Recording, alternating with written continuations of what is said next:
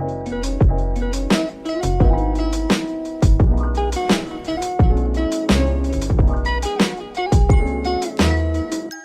a todos, bem-vindo a mais uma aula. Eu sou a professora Raíssa Maiara.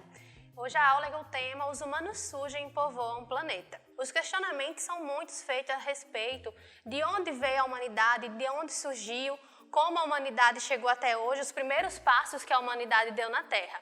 Então, existem duas teorias principais que a gente vai trabalhar. A primeira é a teoria do criacionismo. A teoria do criacionismo são as explicações religiosas nas quais um ou mais ser divino teria criado o ser humano e todo o universo. Essas são chamadas as teorias criacionistas.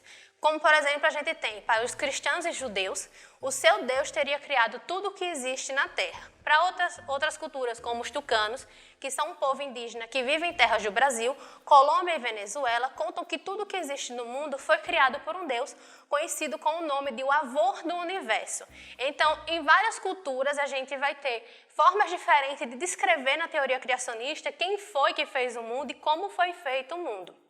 A segunda teoria é a teoria do evolucionismo, que ficou mais conhecida em 1859 com o naturalista britânico chamado Charles Darwin, que publicou o livro A Origem das Espécies, que continha explicações diferentes das que existiam, ou seja, explicações diferentes da que vinha rodando na sociedade há muitos anos, que é a teoria criacionista, principalmente judaico-cristã. Em sua obra, ele afirmava que todas as formas de vida na Terra, vivas ou já extintas, tinham algum parentesco entre si. Para os cientistas que tinham como modelo científico essa teoria da evolução, diversas evidências reforçam as ideias defendidas por Darwin, até mesmo no que diz a evolução da espécie humana. Por quê? Através das pesquisas ao longo dos séculos, os cientistas eles foram encontrando fontes, restos de dados que essa população deixou ao longo da história, como eles viviam, como eles se alimentavam e como a sociedade evolucionista funcionava. E por isso a gente vai estudar um pouquinho sobre os nossos ancestrais mais remotos. Pesquisadores já encontraram também diversos fósseis e pegadas de diferentes ancestrais da espécie humana, bem como ferramentas de pedra feitas por eles há milhões de anos. Os fósseis indicam que nossos antepassados eram seres pertencentes às famílias de hominídeos que viveram milhões de anos atrás na região da África. Ou seja, nos nossos ancestrais, na teoria evolucionista, a gente tem toda a população mundial vindo do continente africano e se espalhando assim então por os outros continentes. Um dos gêneros pertencentes aos nossos ancestrais é o gênero Homo, que é o primeiro hominídeo, que seria o Homo habilis, que fabricava instrumentos grosseiros de pedra, além de desenvolver uma linguagem rudimentar. Ou seja, os nossos ancestrais primitivos, eles não falavam como a gente fala hoje em dia, não se vestiam, não se comunicavam, não viviam em uma sociedade, eram tudo primitivo, ou seja, eles estavam se formando, estavam aprendendo, evoluindo com a sua capacidade. Aí, através disso, também se tem a pesquisa do nosso continente América, né? Porque a gente está no continente africano. Então, o povoamento da América, até o final da década de 1990, a maior parte dos cientistas considerava que a América havia sido povoada apenas por pessoas de origem mongolóide, que teria atravessado a pé o Estreito de Bering. Para muitos especialistas, esses primeiros ocupantes da América teriam partido do nordeste da Ásia e chegado à América pela região do Alasca há cerca de 11 milhões de anos. E de lá teriam ido em direção ao sul, seguindo a costa do Pacífico. Entretanto, a partir no final da década de 90, novas pesquisas foram feitas e novos achados que foram comprovados que o povoamento da América ele não foi datado de 11 milhões de anos atrás, e sim de 14 milhões de anos atrás, como por exemplo no Chile, que pesquisadores encontraram os restos de fogueira, de comidas datados de 12 mil anos, há cerca de 12 mil anos antes da data que a gente tinha até então.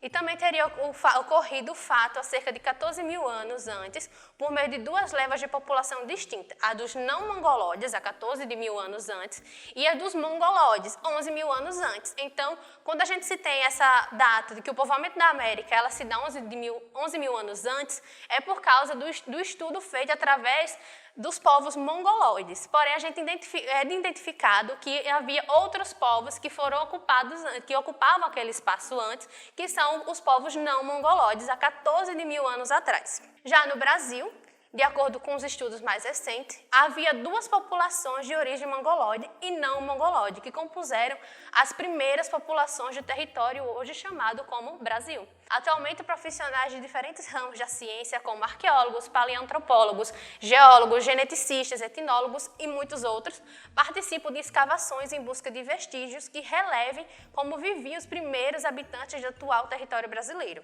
Entre esses vestígios estão os fósseis, urnas funerárias, ferramentas de pedra, objetos de cerâmica, restos de fogueiras e alimentos, assim também como inscrições rupestres, entre outros. No Brasil, a gente atualmente tem alguns sítios arqueológicos onde a gente pode ver e visitar esses achados dos primeiros povos que habitam o Brasil. Como, por exemplo, a gente tem um referencial do povo da Lagoa Santa, onde foi encontrado o crânio de Luzia e o seu povo, onde viveram na atual região da Lagoa Santa, no estado de Minas Gerais, a poucos quilômetros de Belo Horizonte. Esse grupo de nômades, eles viviam de aproximadamente 25 pessoas, como eu disse, eles eram nômades, eles não permaneciam no mesmo lugar, eles viviam em constante mudança de acordo com como estava a situação da terra, eles iam atrás de onde a caça estava melhor, do clima e assim por diante. Também vamos ter os sambaquis. Os sambaquis, diferente do povo de Luzia, eles não eram nômades, eles permaneciam em um mesmo lugar.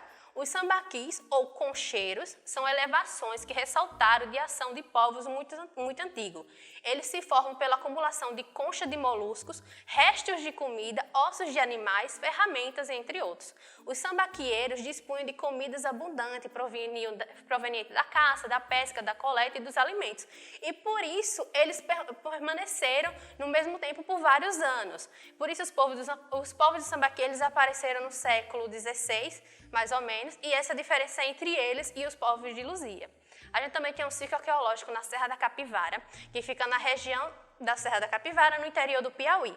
Uma das principais características dos povos que viviam lá era o hábito de fazer inscrições nos paredões rochosos da região.